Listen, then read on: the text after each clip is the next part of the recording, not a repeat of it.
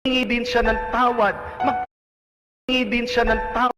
Pag nakakita ka ng isang taong nagsisisi, isang tao na pinagkakalungkutan na niya yung kanyang ginawang kasalanan at humingi din siya ng tawad, magpasalamat ka din sa Diyos. Dahil madalang lang yan. Malimit lang yan. We do not see this every day.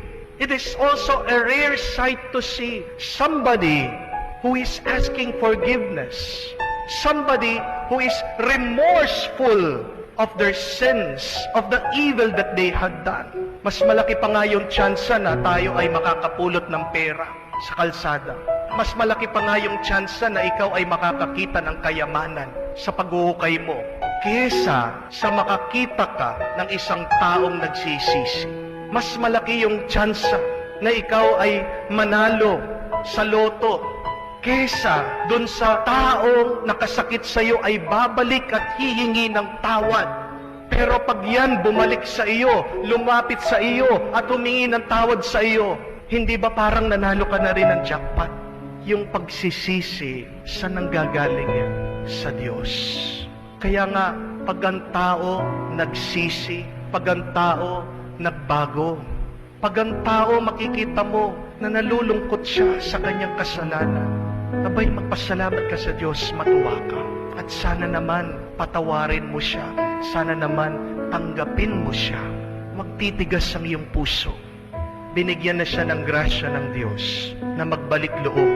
Tulungan mo naman siya para magdire-diretsyo na yung mabuting at banal niyang buhay. Paano pag hindi pa rin sila nagbabago? Anong gagawin natin? Sundan natin ang mabuting Ama na walang sawang naghihintay. Let us continue waiting for those who have hurt us to change. Pero pag lumalapit sila, wag kang lalayo. Meet them halfway. Kung paano yung ama, nakita pa lang niya, malayo yung kanyang anak, tumakbo.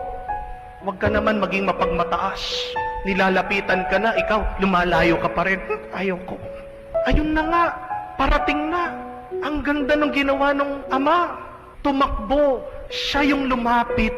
Kaya pag nakita mo na parang may konti ng kagustuhan na makipagkasundo, ikaw din, tulungan mo siya. Ikaw na, make the first move. Lapitan mo siya. At kahit ano pa sabihin niya, patawarin mo siya, tanggapin mo siya. Sino yung mga tao na hanggang ngayon, parang mga kutsilyo na nakasaksak sa ating mga puso at isip? Sino yung mga yan na hanggang ngayon iniisip mo at nakakasakit sa iyo? Alisin mo. Ialay mo sila sa Diyos. Pagdasal natin sila.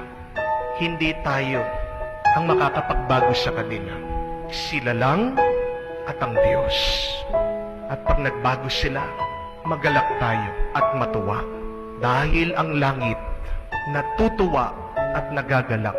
Pag ang nagkasala at nagkamali ay nagbabago, humihingi ng tawad, nagsisisi, at nangangakong magpakabuti.